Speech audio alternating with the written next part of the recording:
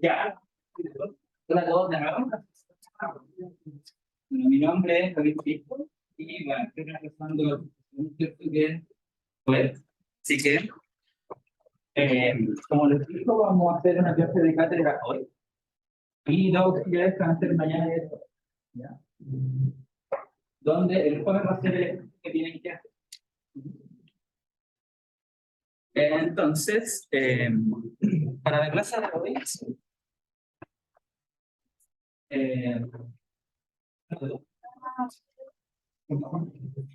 ¿cómo? Más fuerte. Ya, perdón. Sí, hoy día es clase. Clase. Sí, ya. Mañana va a ser otro y el jueves también va a ser otro. El jueves. Sí. Así que mañana vamos a practicar, digamos, toda la actividad. Ok, entonces, hoy día lo que vamos a ver va a ser un concepto nuevo que va a ser un apoyo a lo que ya aprendimos del campo eléctrico. ¿Ya? Entonces, sucede que el campo eléctrico, como ustedes aprendieron ya, digamos, haciendo algunas prácticas, calculando algunos campos eléctricos, se dieron cuenta que puede ser un poco difícil de calcular. ¿Y por qué es difícil en particular? Porque si yo escribo la fórmula para el campo eléctrico, primero que nada es un vector, ¿no es cierto?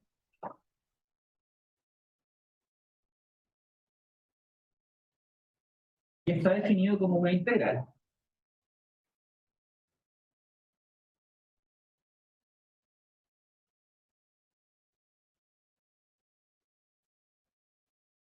¿Okay? Entonces, la dificultad que tiene el campo eléctrico para calcularlo es que tengo que hacer tres integrales, básicamente. ¿Okay? ¿Sí? Una para cada componente del espacio. Entonces, lo que uno siempre dibuja es que, ¿no es cierto?, hay aquí alguna fuente que está cargada, tiene alguna densidad de carga, y esto está emitiendo, ¿no es cierto?, o produce un campo eléctrico.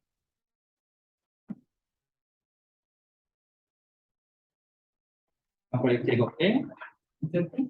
Este campo eléctrico E tiene tres componentes, X, Z, ¿no es cierto? Entonces, estas tres componentes son las que hay que calcular. Entonces, hay que hacer, digamos, un triple trabajo. Entonces, lo que vamos a aprender hoy día es la noción de lo que va a ser el potencial eléctrico. ¿Okay? Y el potencial eléctrico, bueno, les sonará quizás, ¿cierto?, de las pilas o cosas así, ¿cierto? Y uno piensa que tiene que ver más o menos con la capacidad que tiene esta pila, ¿no es cierto?, de hacer alguna acción. Si bien eso es cierto, también nos va a servir el potencial eléctrico para simplificar un poco este cálculo. Bueno, aquí me olvidé de algo. Está elevado a 3, ¿cierto? Y entonces, ¿cuál va a ser la gracia del potencial eléctrico? Y es que va a ser una función escalar y no va a ser una función vectorial. ¿Ok? Entonces, como va a ser escalar, tengo que hacer menos integral, ¿cierto? Va a tener que ser una sola en vez de tres. Esa es su principal gracia. ¿Okay? Además de todo lo que van a aprender después, que tiene que estar relacionado con la energía, por ejemplo, y cosas más de ese estilo, pero que no vamos a ahondar en este tema. Y ahora vamos a aprender, digamos, cómo definirlo, cómo calcularlo y cuáles son sus utilidades. Bueno, ya les dije una de ellas, que es la principal, que puede ayudarnos a calcular más simple algunas cosas. Entonces, la clase de hoy quiero partirla con un ejemplo, ¿ok? Donde vamos a calcular el campo eléctrico usando esta fórmula, es la ley de Coulomb, ¿no es cierto? Después les voy a mostrar cómo se define este potencial eléctrico y cómo vamos a utilizarlo a nuestro favor. Y al final de la clase voy a hacer el mismo ejemplo, pero ahora resolviendo con el potencial eléctrico y vamos a ver que es un poco más fácil hacerlo acá. ¿Ya? Entonces, el ejemplo que vamos a hacer hoy y que vamos a trabajar arduamente es el de un cascarón cargado.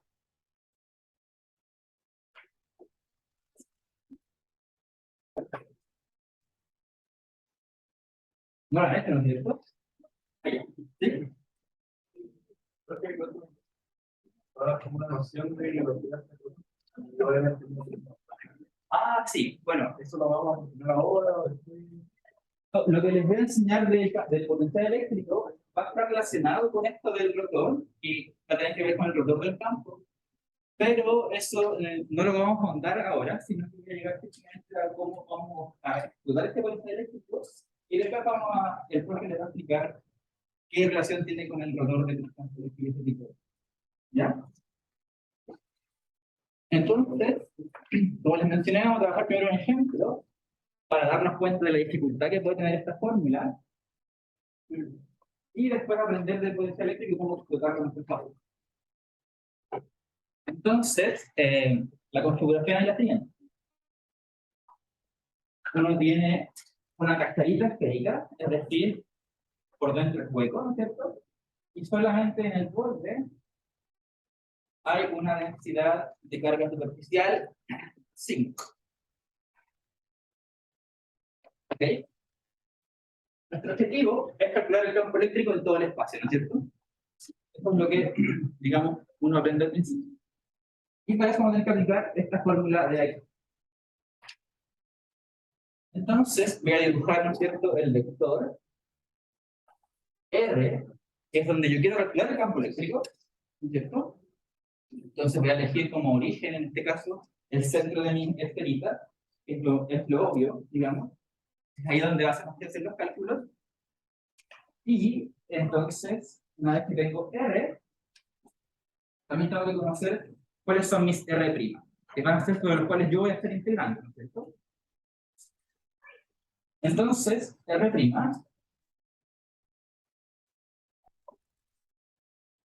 va a ser el vector que va a recorrer la superficie de la esfera, ¿cierto?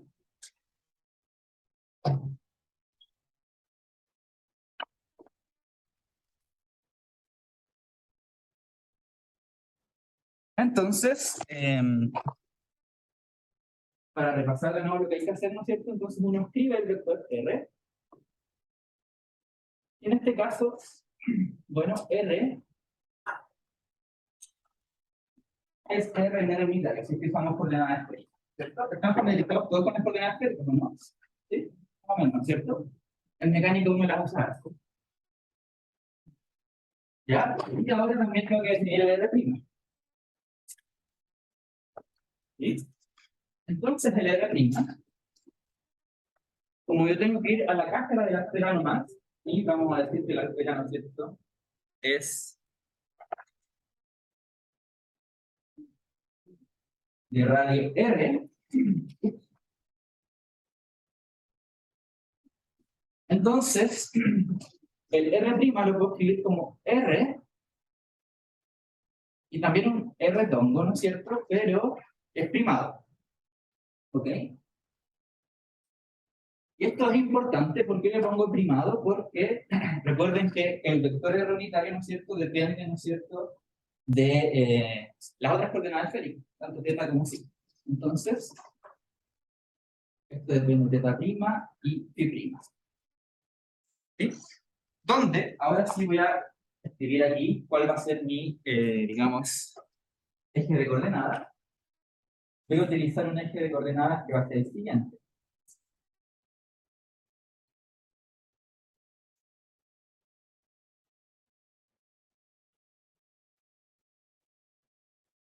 Fijan, alineé el vector R con el eje Z', ¿ok? Y eso me va a convenir Entonces, todo aquí lo voy a escribir con R unitario prima. Y ahora, entonces, puedo escribir el R unitario prima en términos de la base, digamos, coordenada cartesiana primada, esta que elegí por conveniencia. ¿Sí? R mayúscula es el radio de la esfera, ¿ok? Del cascarón esférico. Y entonces, mi vector R' es el que recorre el cascarón esférico. ¿Sí? Entonces, R' siempre tiene módulo R, pero está en R' unitario. Y R' unitario, ¿no es cierto?, va cambiando porque voy recorriendo la esferita. ¿Quieres hacer de nuevo?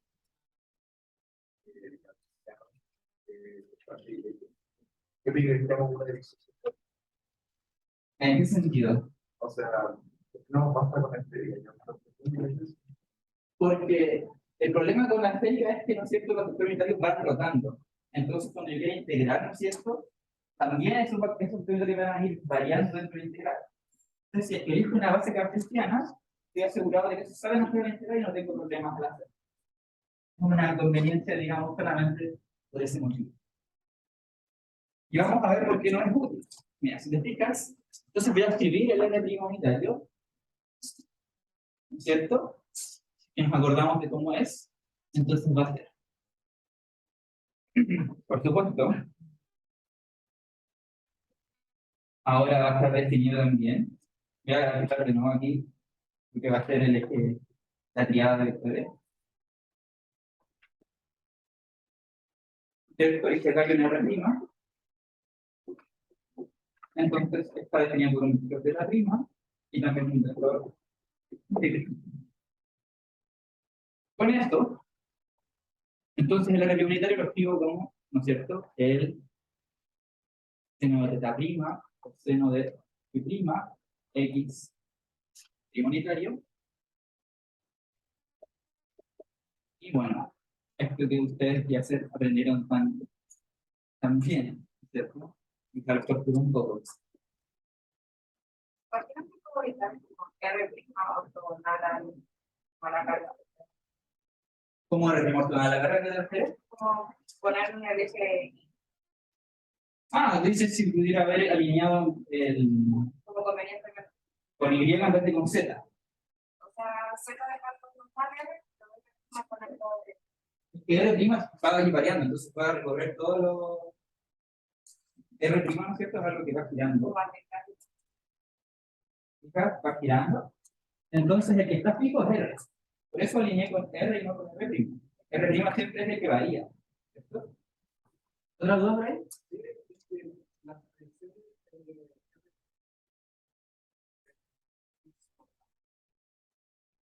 Es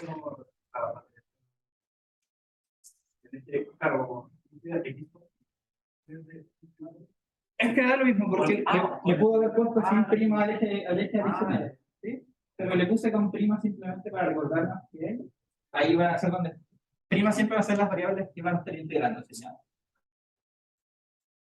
Sí, aquí uno siempre se confunde con las variables que no están primadas y las que están primadas. Entonces siempre es bueno, un inicio, dejarlo, digamos, todo clarito y ya echarle para adelante y no se va a confundir.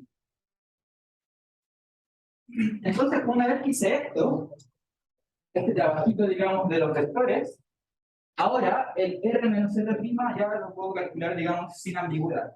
Si lo hubiera hecho con esta otra forma, hubiera quedado un R tongo menos R tongo primado. Y eso, bueno, ¿qué es? ¿Cierto?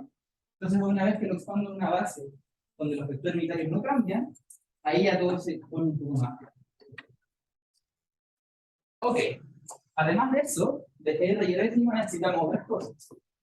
Necesitamos lo que va a ser el de Q, ¿cierto? Okay, eso es lo que vamos a estar iterando, ¿no es cierto? Iteramos sobre las cargas, y las cargas son las que están en la superficie de la esfera.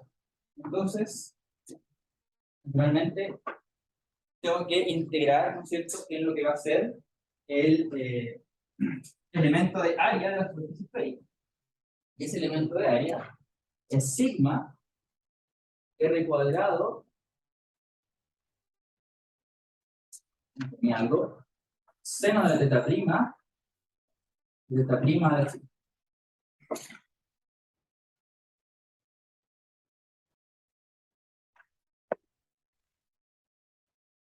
¿Alguien tiene dudas con por qué se escribe así el elemento de tu primo?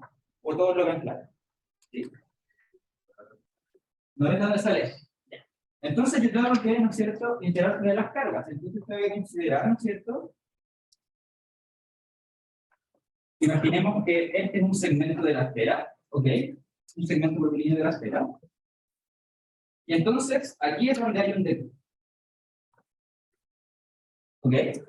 Entonces, esa dq', que yo lo hago definitivamente pequeñito, ¿no es cierto? Es como simplemente sigma por el área de este cuadradito. Entonces, tengo que ver cuál es el área de ese cuadradito infinitesimal. ¿Ok? Entonces, aquí está el origen, digamos, el centro de la esfera. Sabemos que esto llega hasta radio R. ¿Ok? Voy a hacerlo con un poco más de curva para que se vea más claro. Voy a graficar aquí, de nuevo, el eje, un eje cartesiano que me va a hacer actividad simplemente, no es el mismo que antes. Pero entonces,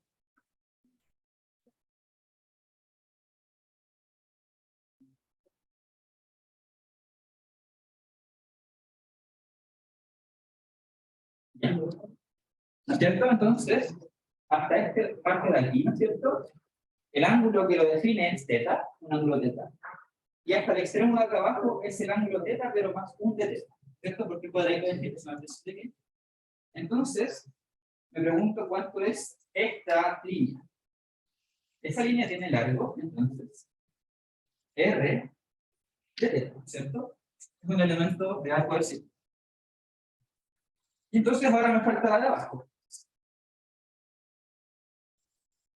¿Sí? Y la de abajo, ¿cómo la calculo? Entonces, la de abajo hay que acordarse que entonces simplemente está variando, ¿no es cierto?, en el plano X. Entonces aquí hay una proyección hacia abajo. Esa proyección, ¿cuánto vale?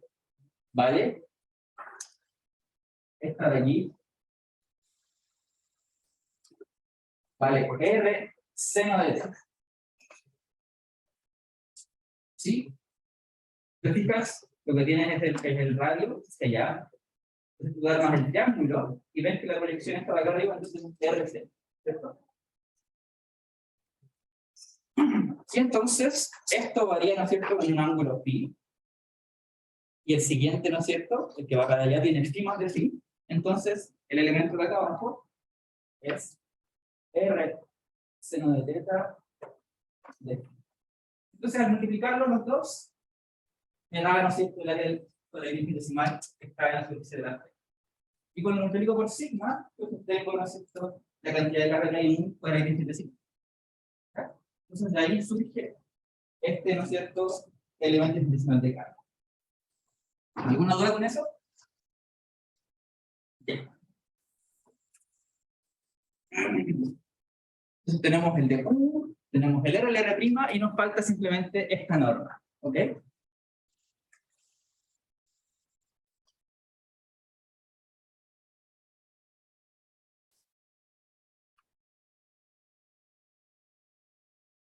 Entonces, esa norma, que es la norma de R menos R', ¿cómo la podemos calcular? Si se fijan, esa norma va a corresponder a ir desde un punto de la esfera hasta mi vector. Esta distancia de acá es la norma de R menos R'. Entonces, si se fijan, lo que se arma, ¿no es cierto?, es un triángulo que tiene ángulo θ', ¿cierto? Está aquí. Y yo conozco que este cateto del triángulo es R, este de acá siempre es, ¿cierto?, R mayúscula, y por lo tanto, puedo calcular esta norma usando el teorema del coseno, ¿cierto?, de los triángulos. ¿Sí? Por lo tanto, esta norma va a ser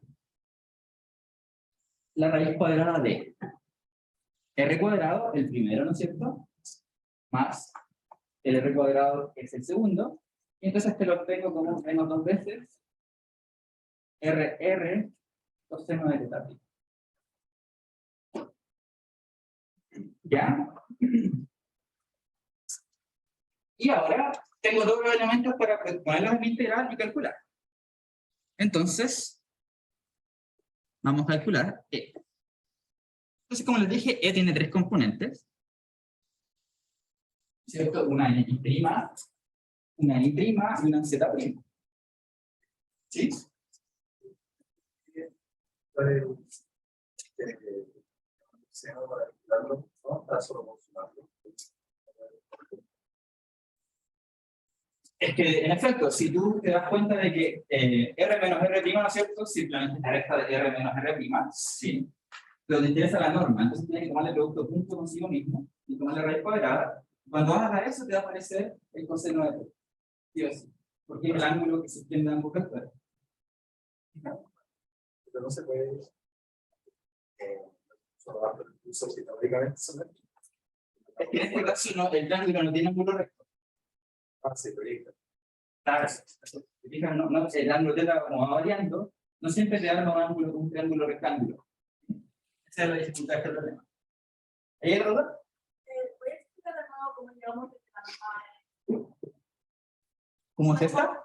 Sí, porque llegamos tan rápido a llegar esto. Ay, no quería andar tanto en eso, pero claro, uno tiene, ¿no es cierto?, un triángulo que está formado por los tres vectores, uno que es R, uno que es R', y este de aquí va a ser R menos R'. ¿Sí? Y por la construcción que hicimos, ¿no es cierto?, con las coordenadas esféricas y nuestro digamos, nuestro diagramita ese, entonces encontramos que el ángulo, digamos, que hacen estos dos vectores siempre es θ' de las coordenadas esféricas. ¿Okay? Entonces, después lo que uno hace es que le interesa calcular cuánto vale este R menos R'. Y entonces, a ver.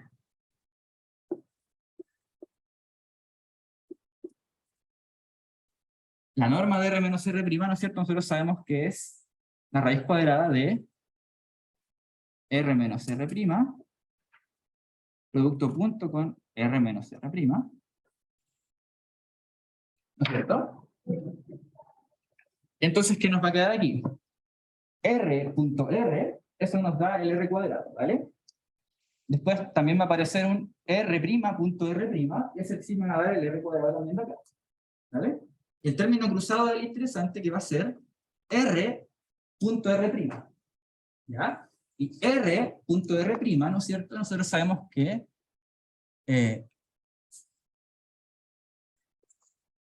esto siempre se puede escribir como la norma de R por la norma de R' por el coseno del ángulo que los separa. ¿Sí? Esa es la definición también, una de las definiciones del producto punto.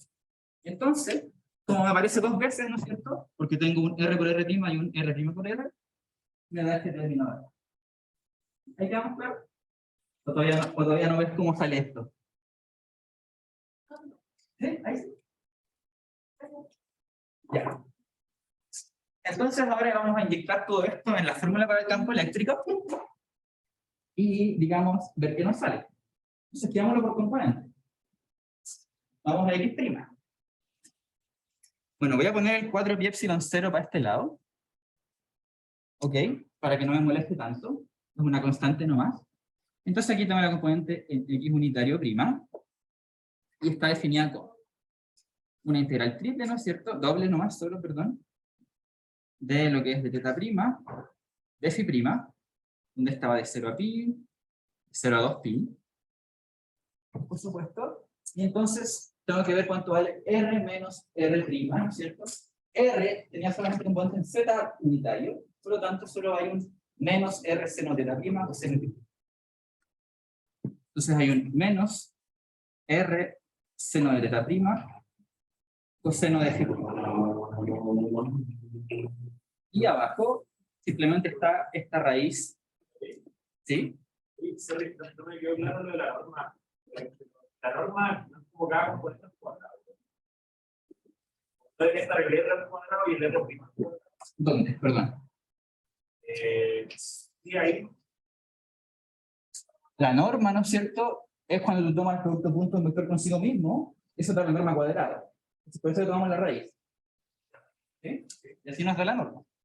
Entonces, claro, el R consigo mismo, producto de punto, en efecto te va a dar el R cuadrado, que es lo que está acá.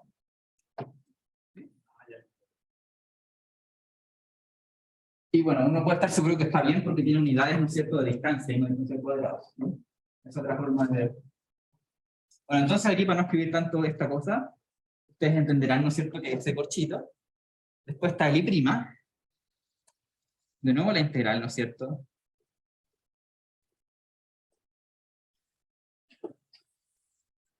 Esta vez menos R seno de teta prima, seno de phi prima. Y de nuevo partido en esta cosa.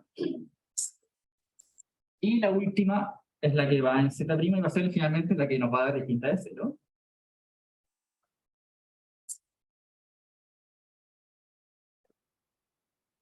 Y acá entonces va a ir, ahora sí, algo distinto arriba, porque va a ir R menos R coseno de teta primo. Y partido, ¿no es cierto? Ahora voy a escribir la cosa completa. R cuadrado más R cuadrado menos 2RR coseno de teta primo. Ahí. ¿Sí?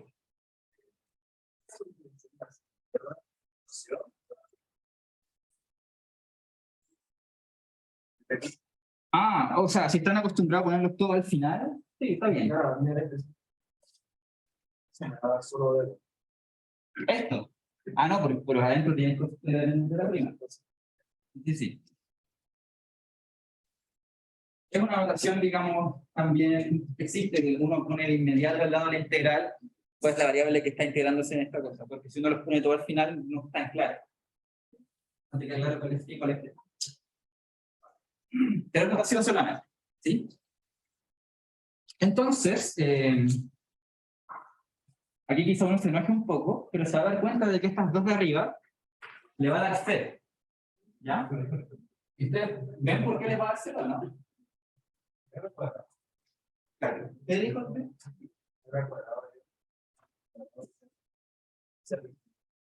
Ah, sí, sí, sí. Bueno, el compañero tiene razón. Me comí muchas cosas. Me comí el de... O sea, me comí toda esta cosa de acá. Siempre se me olvida. Sigma R cuadrado, ¿no es cierto? Seno de teta pi. Ahí sí. Y todos tienen que tenerlo. Gracias. Si no hubiera sido un desastre. Ya.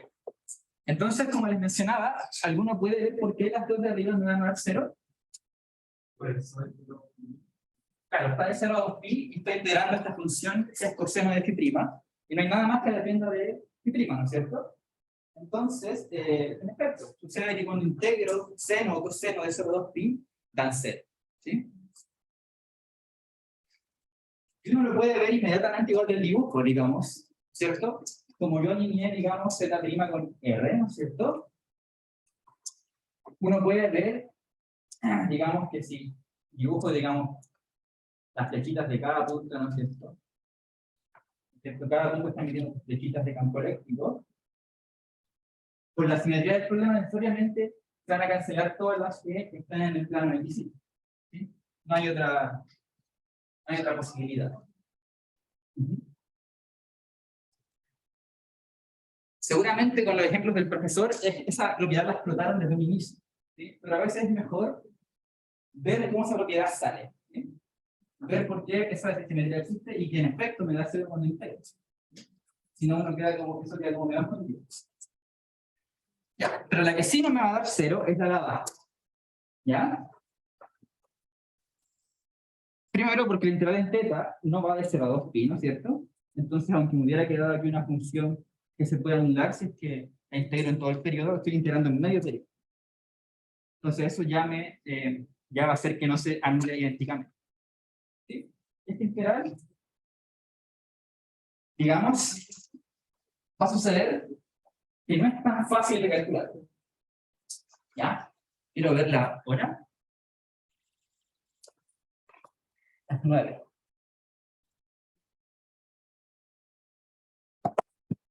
Ya. Quizá la voy a hacer rápidamente. Se llama de casi tiempo.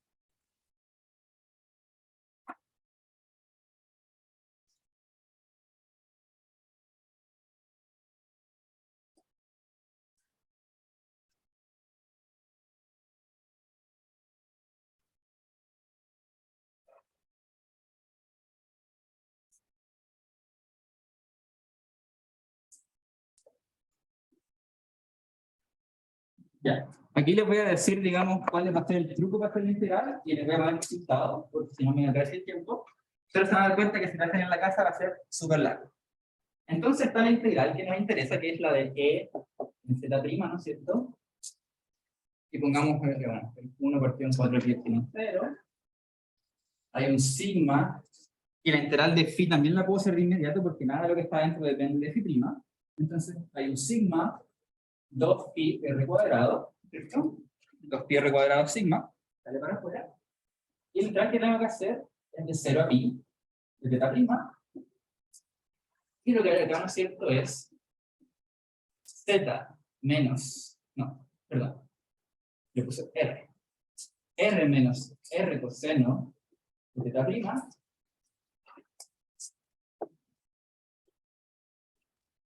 por el seno de teta prima. Y acá abajo lleva la raíz, ¿no es cierto?, de r cuadrado más r cuadrado menos 2r coseno. Ahí. Entonces uno puede hacer un cambio de variables, que va a ser cambio u igual a coseno de teta. De esa forma, el du es menos seno de teta prima, ¿sí? Entonces se me arma, ¿no es cierto?, aquí naturalmente lo que va a ser el du. Entonces esta integral queda como 1 partido en 4 pi epsilon 0, sigma 2 pi r cuadrado, y queda la integral entonces de, ¿cierto? Cuando va de 0, el coseno vale 1, aquí vale menos 1, pero con el menos puedo aportar los signos y que sale de menos 1 a 1. Y aquí va a quedar entonces r menos ru partido en la raíz cuadrada de r cuadrado más r cuadrado menos ru. Al menos ya nos quedó una vez. Y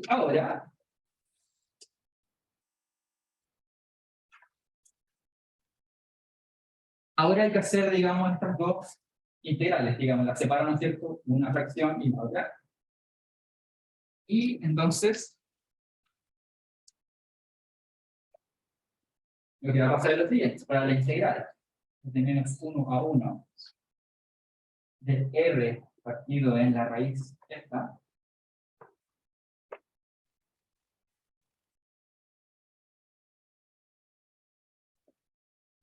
¿sí?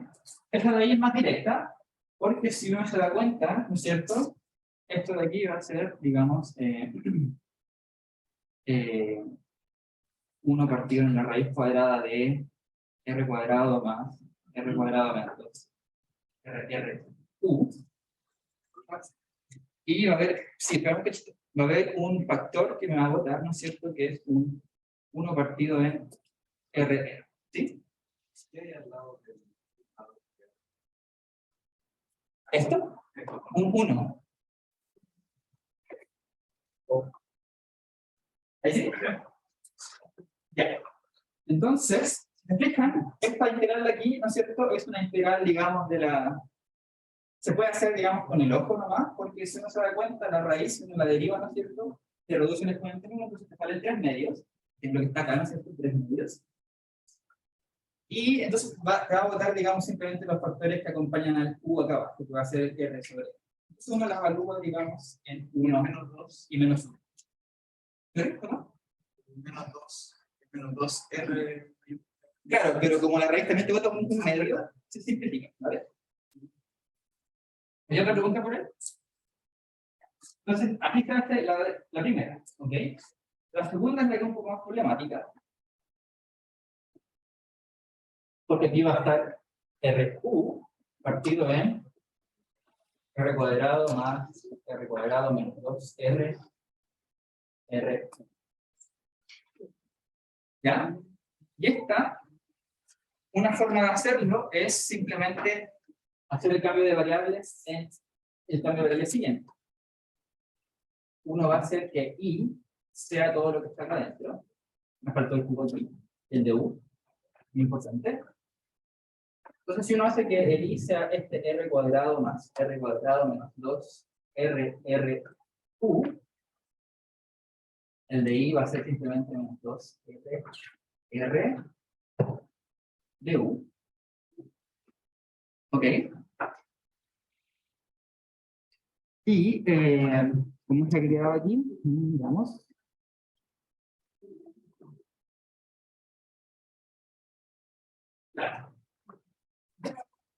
Entonces, con este cambio de variables, lo que va a pasar es que arriba me va a quedar, digamos, r cuadrado más r cuadrado, ¿no es cierto? Menos i, partido en el factor 2rr. Y abajo me va a quedar i, a la 3 medios. ¿Ok? Entonces me va a quedar una integral que va a ser igual a la de arriba, porque me va a quedar 1 partido en i a la 3 medios, y me va a quedar una integral que va a ser i partido en i a la 3 medios integrado, entonces es la integral de 1 sobre la raíz de c. También uno la puede hacer. ¿Sí? Entonces, después de hacer este trabajo, voy a escribir, digamos, lo que te da cuando uno hace, digamos, las evaluaciones y lo que te suma. Uno va a llegar a lo siguiente.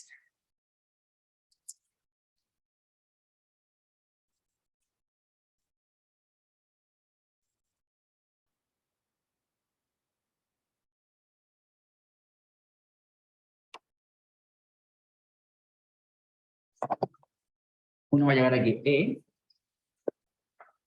Z, por supuesto, la componente Z, que es la única que no es 0, va a valer lo siguiente. Va a valer 1 partido en 2R, R cuadrado, multiplicado por R cuadrado menos R cuadrado partido en el módulo de R más R, menos R cuadrado menos R cuadrado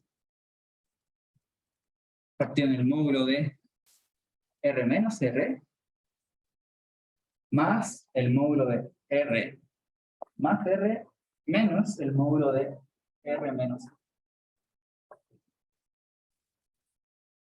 ¿Sí? Entonces, cuando uno, bueno, resuelve todas las integrales con los trucos que le mencioné recién, los campos de variables, y evalúa, ¿no es cierto?, desde 1 hasta menos 1, va a llegar hasta esta expresión. ¿Sí?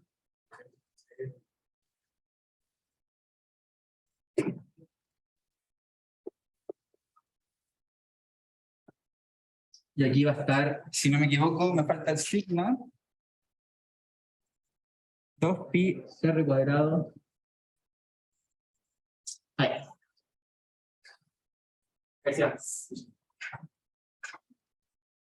¿Ya? Entonces, la cosa que va a pasar si es que ahora, como hay funciones módulo dentro, naturalmente, tengo que tomar caso. El caso, ¿no es cierto?, en que R es mayor que R, minúscula, y el caso en que R es menor que R minúscula.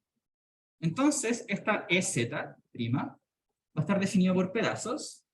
Entonces va a haber uno que es el caso en que R sea mayor a R, y uno donde R es menor a R. Y, ¿no es cierto?, lo que va a salir es que en el caso de arriba, queda lo siguiente. Queda 1 partido en 4pi epsilon 0.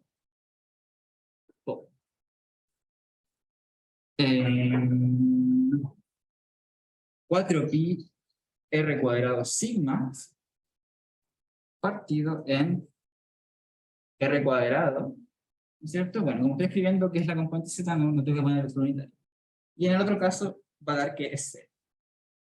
¿Ok? Entonces, si se fijan, el cálculo fue súper largo, tedioso. De hecho, si lo hubiera querido hacer con más detalle, me hubiera tenido toda la clase. Entonces, calcular el campo eléctrico, en efecto, puede ser una tarea muy ardua. ¿Okay? Entonces, ahora, lo que les quiero mostrar es cómo vamos a ver si podemos simplificar esto de alguna forma.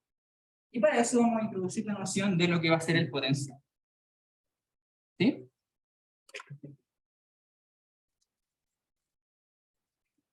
Que te da 0 dentro de la esfera. Significa que, digamos, si estás dentro, es verdad, es una buena pregunta. Que te dé 0 dentro. Claro, tiene que ver con que no hay carga dentro de la esfera, en efecto. Pero no quiero entrar en ese detalle, porque tiene que ver con una una cosa que va a ver más adelante, que es la ley de Gauss. Pero cuando uno, ¿no es cierto?, digamos, va a ser que esté dentro de la esfera, por coincidencia, digamos, se me anula idénticamente todas las flechas. Por ahora va a ser una coincidencia, pero sí tiene una, digamos, razón más fuerte, ¿no? Es la que piensa el compañero que dentro de la esfera no hay carga. Pero eso lo vamos a ver más adelante. ¿Ya? Sí. Los principios de conocimiento que ahí no había tanto. Y también tengo una confusión con la integral de ahí. La de arriba, no, abajo. A la derecha. ¿Qué es arriba está por R mayúscula R mayúscula? Está un 1 sobre R mayúscula R minúscula. Sí, un 1 sobre eso. 1 sobre. Es lo mismo que está acá abajo.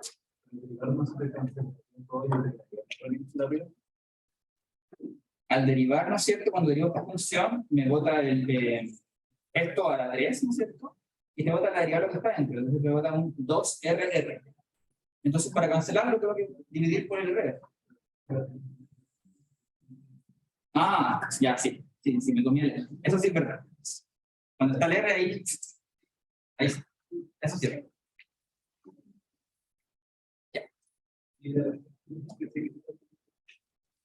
El significado geométrico de que en el régimen de 0.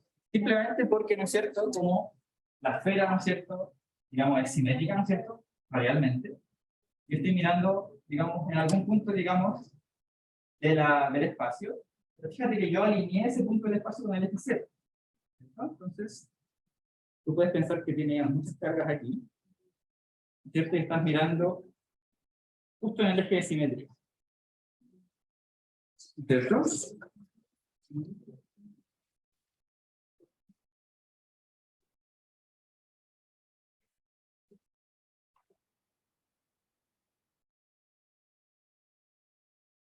Ya. Entonces tú puedes ver cómo las flechas de cada extremo se van a cancelar cuando uno va en la componente X de Y. ¿Cierto? Aquí gráficamente uno lo puede ver, ¿cierto? Estas son la con esta con esta con esta. Solo que en la esfera, ¿no es cierto? En verdad no hay el medio, sino que hay, ¿no es cierto?, en el borde. Pero como el borde también es simétrico respecto al centro, ¿no es cierto? Entonces, de nuevo las flechas, digamos, que van en el otro eje, se anulan idénticamente. Aquí, claro, resolví, digamos, todo esto, lo evalué en 1 menos 1, ¿no es cierto? Y aquí como hay funciones que son raíz cuadrada de lo que se va a dar adentro, digamos, R más R al cuadrado. No. ¿Sí?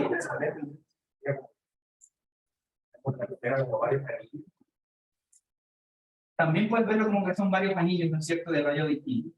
¿Sí? Y de esta forma también puedes ver como un anillo más simple de la simetría, ¿no es cierto? En la esfera también se hace. Si tú salías el campo de un anillo, por ejemplo, en efecto podrías haber calculado el campo de la esfera superponiendo los anillos, en una integral de otra forma. Entonces, creo que les quedó claro, ¿no es cierto?, que calcular el campo eléctrico puede ser difícil y tedioso. Entonces vamos a tratar de entender y podemos simplificar esto. Entonces, cuando uno le habla de la palabra potencial, uno se acuerda más o menos de mecánica, ¿no es cierto? Y de lo que pasaba con la gravedad, ¿no es cierto? Si ustedes se acuerdan, la fuerza de gravedad es muy parecida, ¿no es cierto?, a la fuerza, digamos, de Coulomb. La fuerza de gravedad, ¿no es cierto?, que uno la podía escribir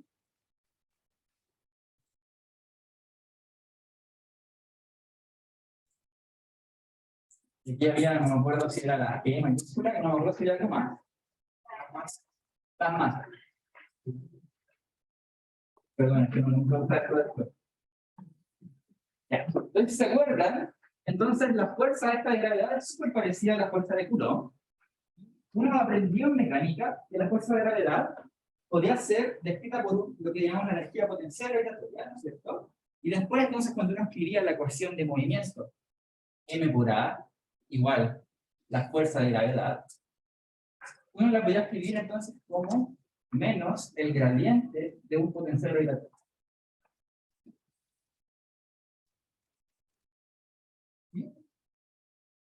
Y este polinomio vibratorio es una función escalar, no vectorial. ¿Sí? Entonces, al derivar una función escalar, yo obtenía la función vectorial que era la fuerza. ¿Ok? Entonces, lo que les quiero tratar de enseñar es que uno puede hacer algo similar en este caso. Es decir, vamos a tratar de ver si existe una función como el potencial vibratorio para el caso de las cargas. ¿Ok?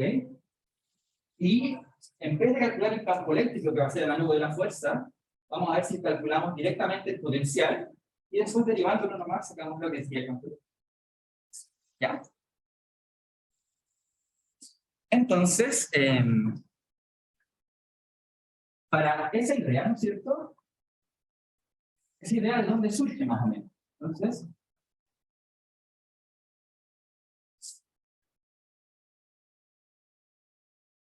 si uno se recuerda del curso de cálculo, uno si definía una función f mayúscula, x, como la integral desde algún punto de referencia hasta x de la función f de x' integrada, ¿cierto? Cuando yo derivaba la función f mayúscula con respecto a x, uno podía aplicar lo que se llama el teorema fundamental del cálculo, ¿no es cierto? Y que me dice que va a ser entonces la función de abordar a los extremos por la derivada de los extremos. Entonces lo que va a pasar es que me va a dar justamente f de x. ¿Cierto? Entonces, esto ya me está indicando que algo más o menos como la integral del campo eléctrico va a ser algo más o menos como lo que va a decidirme para definir un potencial, que si yo lo derivo me va a dar campo eléctrico. ¿Cierto? Esa es como la noción, la idea de esto. El problema es que este teorema, ¿no es cierto?, lo conocemos bien cuando es una función, ¿no es cierto?, de, digamos, una variable y el integral es, digamos, una d, ¿no es cierto? Ahora, ¿cómo lo hacemos cuando el campo o lo que vamos a estar integrando adentro es un vector? Esa va a ser la extensión que vamos a hacer ahora. Entonces, ¿de qué forma yo puedo transformar el campo eléctrico en un escalar? Es decir, ¿cómo yo tomo un vector y lo transformo en un escalar? Hay dos formas que son directas. Una es tomar la norma, y tomo la norma de un vector, y transformo en un escalar, ¿no es cierto?, que me da la información de su magnitud. Y la otra es tomarle producto punto con otra cosa. ¿Cierto? Si tomo un vector, producto punto con otro vector, de nuevo obtengo otra escala. Entonces son dos alternativas que tenemos.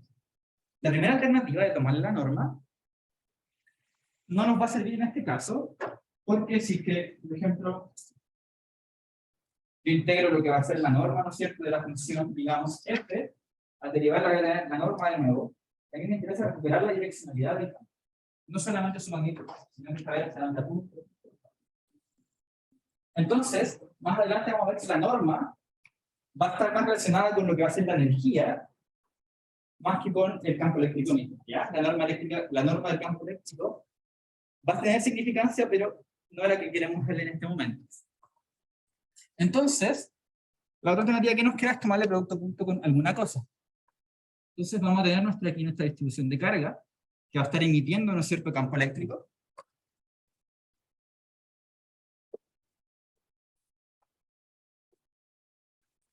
Aquí un campo eléctrico E. Y entonces vamos a definir lo siguiente. Vamos a definir un camino en el espacio que va desde un punto A a un punto R final. ¿Ok? Y lo que voy a hacer es, vas a calcular, digamos, voy a usar la letra sugerente D por ahora.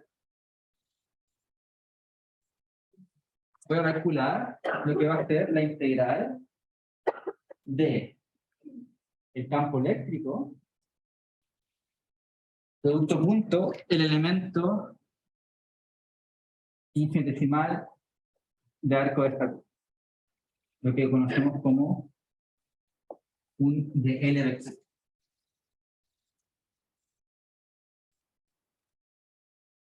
Entonces, como estoy tomando el campo eléctrico producto punto con algo, va a dar una función escalar, y eso, si lo integro, voy a definir lo que va a ser el potencial, digamos. Por ahora no lo voy a llamar potencial, porque no es estrictamente esto, pero algo así como esta función D. Y lo que yo espero después, ¿no es cierto?, es ser capaz de que si yo le tomo derivadas a la función B, ver si es que me retorna el campo eléctrico o si no lo retorna. ¿Ya?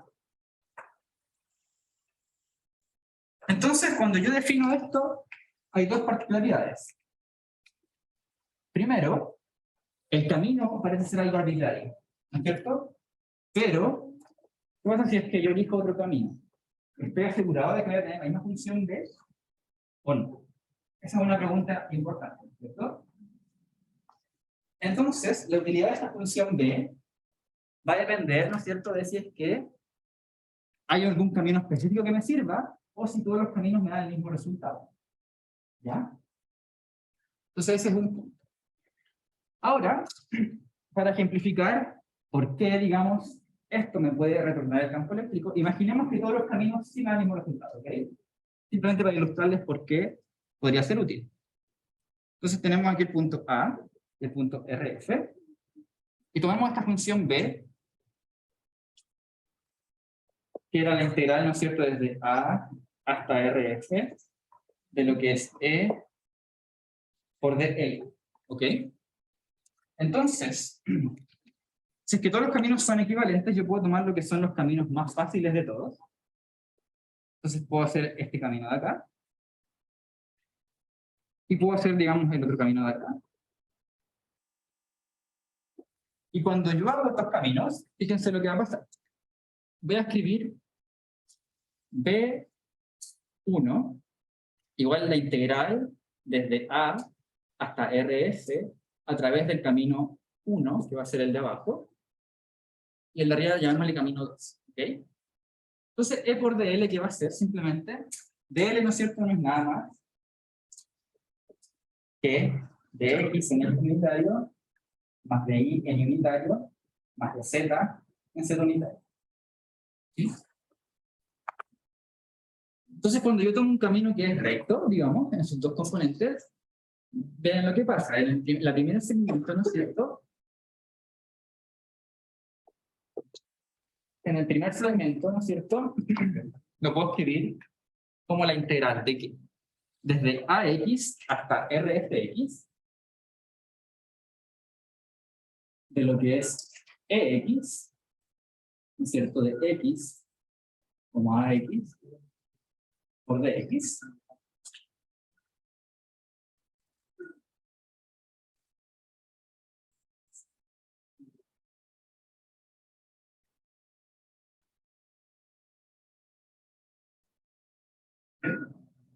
¿Está bien? No pasa nada.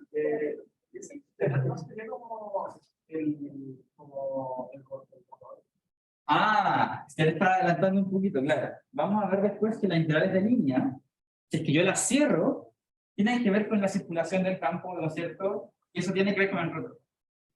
Pero eso no quiero dar ahora, simplemente quiero ilustrarles cuál va a ser la utilidad de definir esta función B. En efecto, tiene consecuencias más grandes una vez que probemos que todos los caminos son iguales. Eso va a tener consecuencias con el rotor de fondo. Pero como aún no hemos definido rotor ni nada de eso, no tiene sentido que se lo explique. ¿Sí? Entonces, claro, estoy haciendo el camino 1, entonces la primera parte, ¿no es cierto? Simplemente el producto punto me va a dar EX por DX, ¿no es cierto? Porque no estoy tomando un camino que tome curva, curvadito. Y la otra parte del camino, entonces voy desde... voy a ir desde...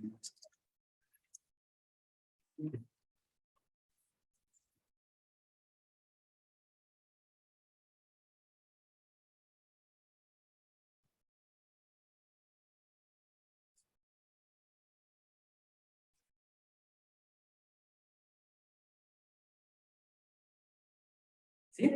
En esta parte del camino, ¿no es cierto? Yo ya llegué hasta RFX y estoy solamente subiendo. ¿Sí?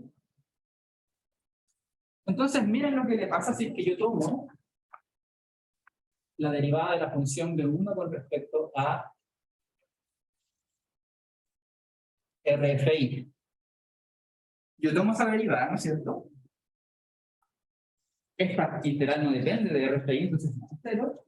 Esta sí. ¿Qué es lo que me va a dar? Me va a dar, ¿no es cierto?, el campo doblado en los extremos por la derivada de los extremos.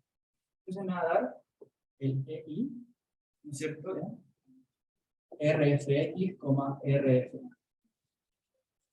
Y entonces como que sí funciona, ¿no es cierto? Sí recupera, ¿no es cierto?, el campo, o al menos una de las componentes, ¿no es cierto?, cuando hago este camino. Veamos qué pasa si tomo el otro camino, el camino C2. Yo defino B2, ¿no es cierto?, como la integral desde A a RF, pero a lo largo de C2. ¿Okay? Esta notación no es muy común, pero para que se entienda. Entonces, esto me va a quedar el punto de L. Esto me va a quedar. Entonces, la primera integral, ¿no es cierto? Primero integro en DI, ¿no es cierto? Estoy moviéndome en la vertical. Entonces, voy desde ahí hasta RFI. De EI, ¿no es cierto?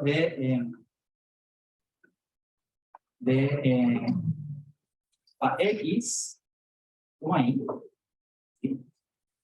Y la segunda parte del camino, ¿no es cierto? Voy desde la segunda parte del camino, voy desde AX hasta RFX.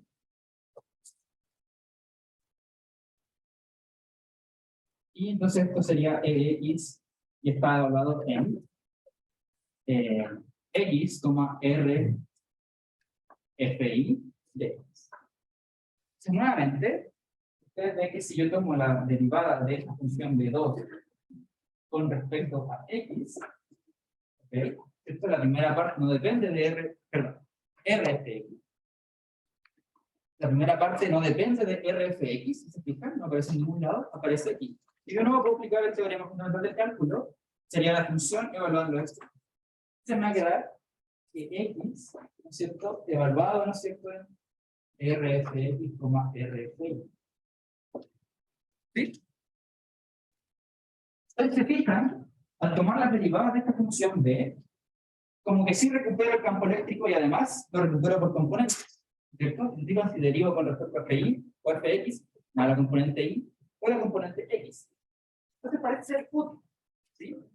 Pero está el problema de que no sé si es que todos los caminos van a ser equivalentes.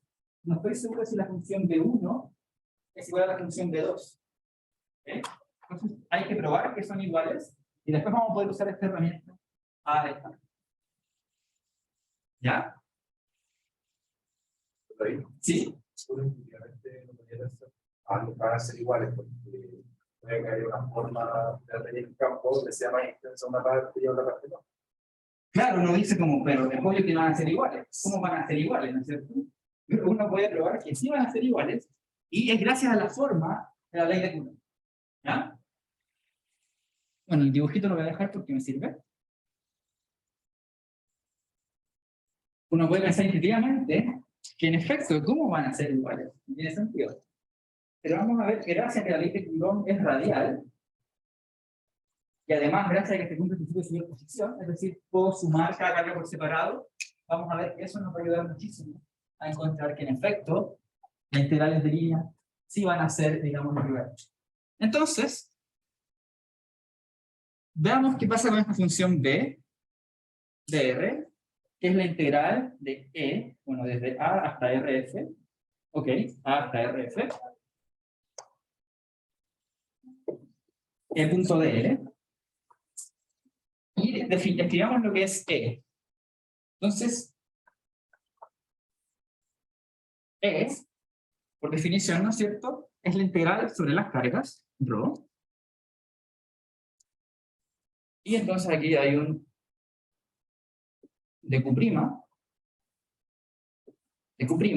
acá hay un R menos R', partido en la norma de R menos R', al cubo, de aquí va el DL.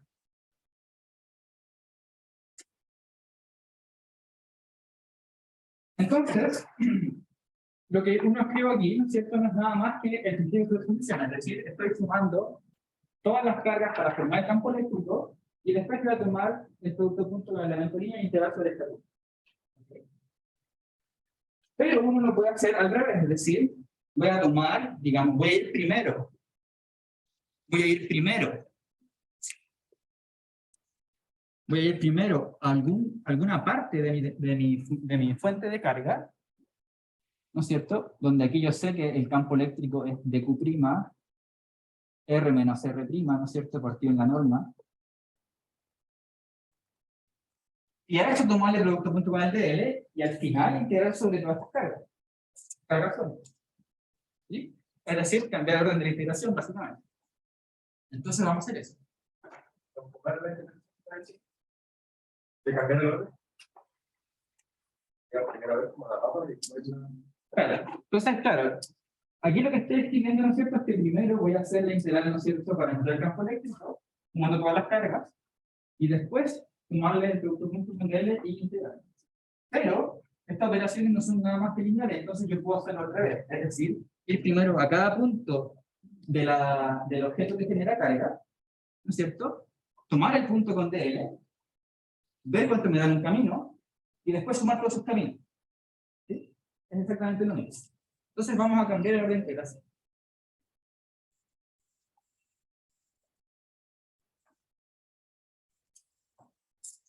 Y entonces aquí lo vamos a hacer desde el punto A hasta el punto R.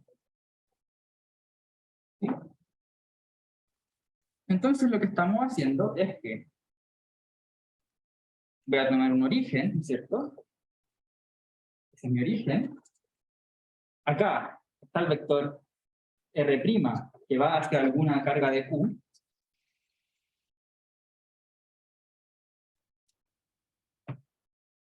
Está el camino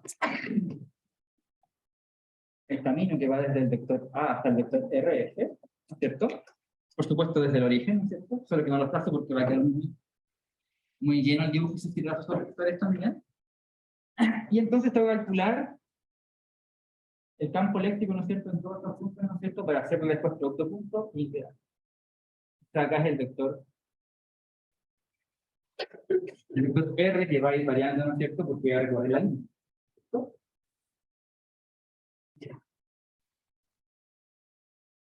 Entonces, lo natural, en este caso, va a ser, en vez de usar este origen arbitrario, voy a poner mi origen en la carga de Q. ¿Ya? Esperando ese tiempo. Ya estoy por terminar igual.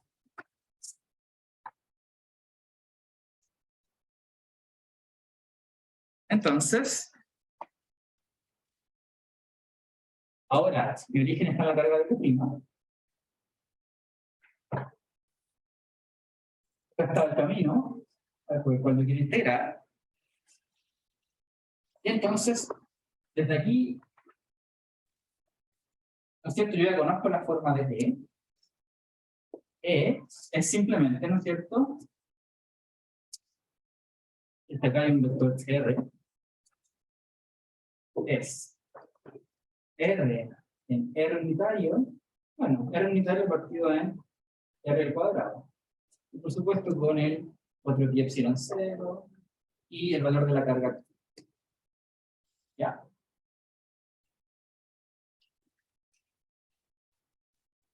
Entonces ahora, estimamos lo que va a ser el DL. El DL dijimos que era, ¿no es cierto?, el de X en X unitario, más de Y unitario, más de Z en Z unitario. Pero yo también puedo hacer un elemento de línea en otras coordenadas. En particular lo puedo hacer en, digamos, las coordenadas que van a ser esta línea, que van a ser las que me sirven porque esto de aquí están en las coordenadas esféricas locales. Entonces, en vez de hacer un camino, segmentarlo en dx de y, ¿no es cierto?, puedo segmentarlo, ¿no es cierto?, en lo que va a ser un dr y un r de tal. Y por supuesto, si es que uno grafica el otro, ¿no es cierto?, el que va a la otra dimensión, el de z, en este caso, es un elemento de arco, digamos, que va a ser, tal como les mencioné antes, r seno de beta de. ¿Sí? Voy a usar esta forma de elemento de arco, ¿no es cierto? Porque está en las mismas coordenadas que el campo eléctrico de arco. Entonces puedo escribirlo también como de R en R unitario más R de teta en teta unitario más R seno de teta en definido. Perdón. En definido.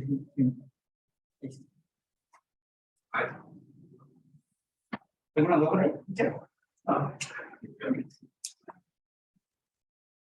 También uno lo podría decir el TDL en ciertas otras coordenadas como cilíndrica o líneas cualquiera. Cuando en el curso SA van a ver quizá un poco más adelante cómo calcular, digamos, los elementos de superficie, de línea, de volumen, para coordenar con líneas cualquiera. Van a hacerlo de manera general. En este curso nos va a bastar por ahora con solamente flechas cilíndricas y cartesias. Pero ¿cuál es la gracia de haber escrito el DL en la esférica? Es que ahora, ¿no es cierto?, cuando tomo producto junto con el E, solamente este va por, ¿cierto? Todos los demás son ortogonales. Entonces, E por DL, simplemente me queda este de Q', partido en 4pi, epsilon 0, R cuadrado. Lo que quiere decir, ¿no es cierto?, que cuando yo estoy recorriendo este camino, por la forma que tiene el campo eléctrico de que va siempre radial, desde la carga, ¿no es cierto?, solo la proyección radial del camino es la que aporta. ¿Ok? Solo la proyección radial del camino es la que aporta. Es que, ¿no es cierto?, uno grafica los radios, tiene que quedar más o menos radial. Entonces aquí hay uno que va para allá, uno para allá. Solo la proyección radial es la que aporta. ¿Sí? Eso fue el producto. Justamente. El producto, digamos, Me lo comento. Ahí está. Entonces ahora, ¿cierto?, que está abajo de la integral.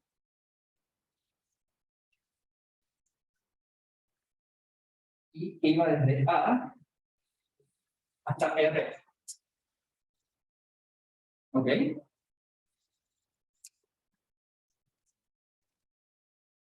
Entonces, finalmente, esta integral, ¿no es cierto?, como está en el radio, yo la puedo hacer directamente y me va a dar que va a ser el de Q' partido en 4pi, epsilon 0, R, con un menos atrás, y que va a estar evaluado, ¿no es cierto?, en lo que son los extremos, ¿cierto? El RF y el A, el punto de RF. ¿Ok? Entonces, finalmente lo que uno encuentra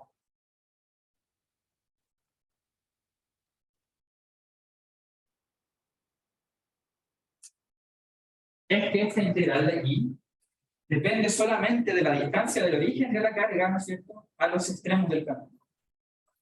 ¿Ok? Entonces esto me queda que esto es de Q' partido en 4pi, epsilon 0, y queda ahorrado, ¿no es cierto?, bueno, en lo que sería 1 partido en la distancia desde A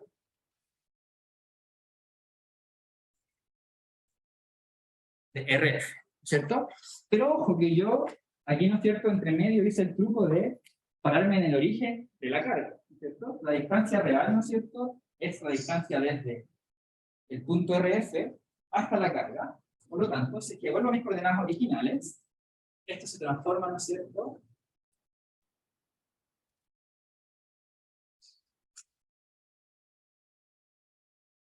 transformar. ¿Ok? Entonces, ahora que mostramos que esta integral solo depende de estos extremos, si es que yo, por ejemplo, hago un camino cualquiera, cualquier camino, ¿no es cierto?, yo estoy asegurado de que va a depender solamente de la distancia de mi carga hasta el punto de origen, del inicio, menos la distancia de mi carga hasta el punto final. Entonces, en efecto, es independiente del camino. ¿Sí? Claro, perfecto. Ya lo más ahí. Claro, pero fíjate que ahora entonces aquí me quedó el de R', entonces después integro en estas fuentes y ahí recupero el objeto completo. ¿Sí? Entonces,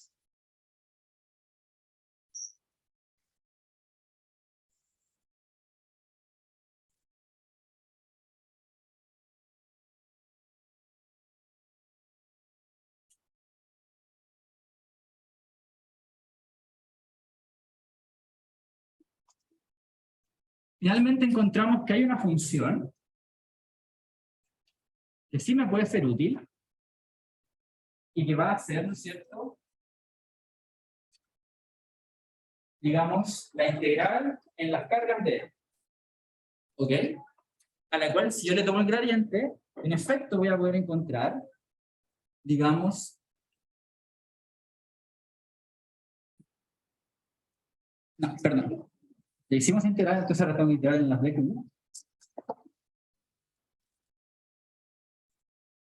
Partido en 4 pi epsilon 0.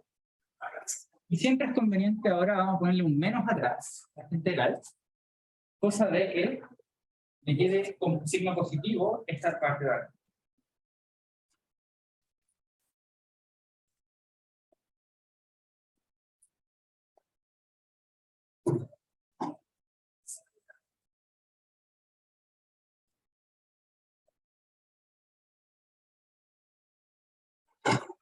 ¿Ok?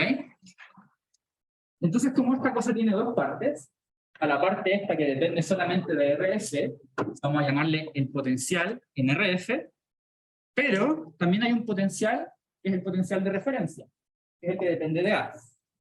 Entonces aquí hay un B de RF, y vamos a ponerle menos B de RF, de A, simplemente. ¿Sí?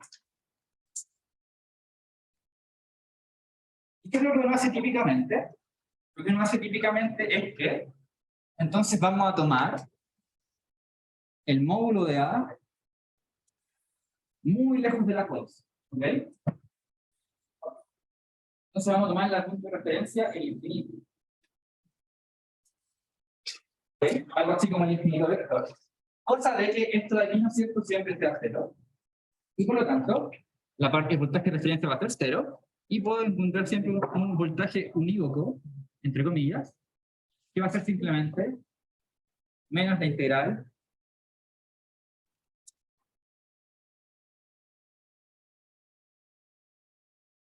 aquí.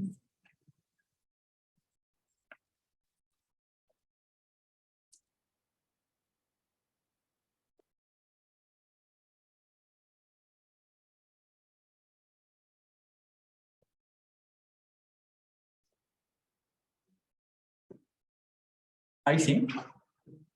Cuando le pongo el menos acá atrás, ahí sí ya se puede escribir de esta forma. Ahí sí. Y entonces me queda de la siguiente.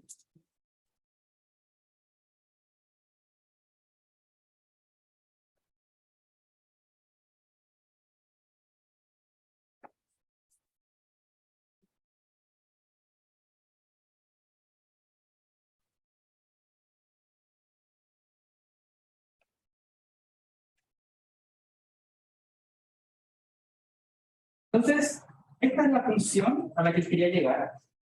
Y es, si se fijan, súper parecida a la forma para calcular el campo eléctrico. ¿Sí? ¿Cuál es la diferencia en que esta cosa ahora tiene solamente una componente? ¿Cierto? Pues si fijan, es súper similar. Solo que en vez de ir como 1 sobre r cuadrado, va como 1 sobre r. ¿Ok? ¿Cierto? Esa cosa, además de que sea solo una componente, es lo que nos va a ayudar a hacer los cálculos un poco más simples. ¿Sí? Va a hacer que no tengamos que hacer un trabajo tan arduo como el que hicimos al principio. ¿Sí? Entonces, esta función B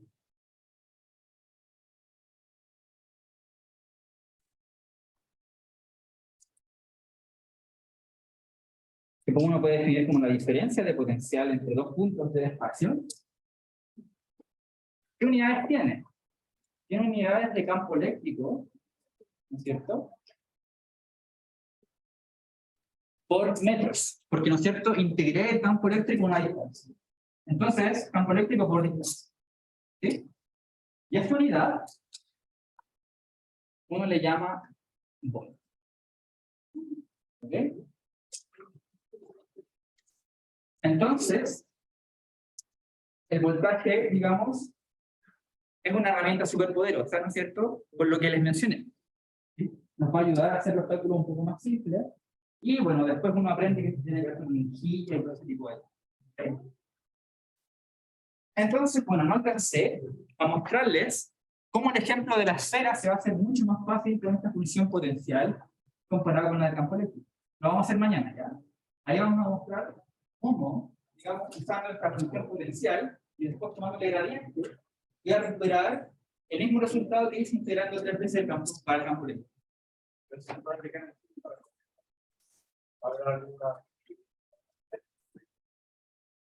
¿Tú dices si que va a ser siempre más sencillo?